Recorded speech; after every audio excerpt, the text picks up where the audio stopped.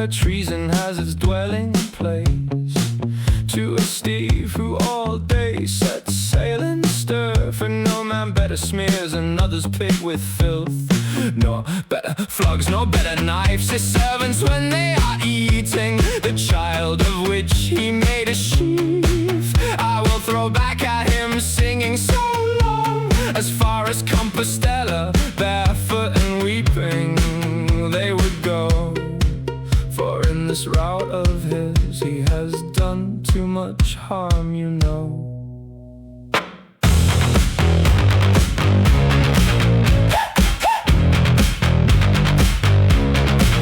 In the world there was no lion so wild, when a man strikes it that would not change its rage, but as Steve has too foul a spleen inside, for he holds in his purse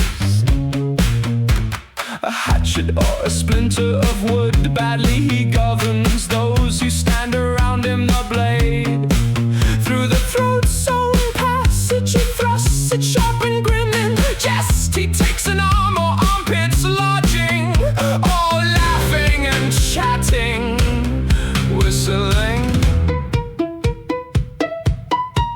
Then if one calls him to account for it, he does not defend himself at all, not a bit. Clerics want to have such advantage over folk that they make others pay the toll of folly. They will send to Master Fool the simple, bid him gird on a little sword and go to his cell. A man, when he sifts the wheat, puts back in just as much as goes.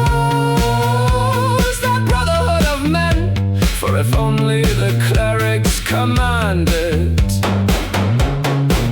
they will go right to the law, left Puy and Montferrand, thinking that never the news nor the law will ever catch up with them. Clerics throw knights to the slaughterhouse when they have given them bread and cheese. They put them there where men peg them to the ground, but their own throat they guard well from the blade, and another's brains they pity not if they spill and run.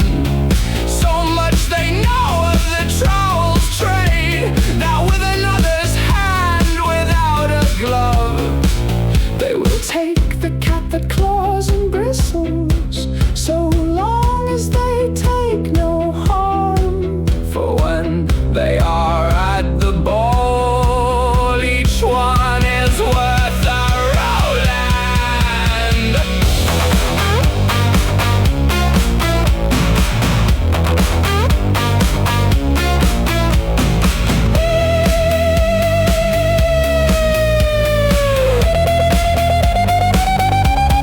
Clerics throw knights to the slaughterhouse, they guard well from the blade, another's brains they pity not, so much they know of the troll's trade.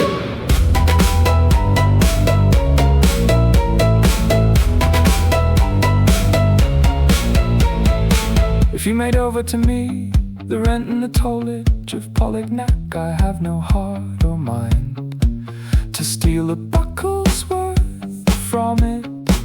But if one commanded to my care a pretty young girl, I fear the maiden would not be one at the year's end, turning for before gold or plate, before coin or present, ringing I would take a little maiden, a pretty little girl, leaping, such a rogue am I, and she would go about embracing me.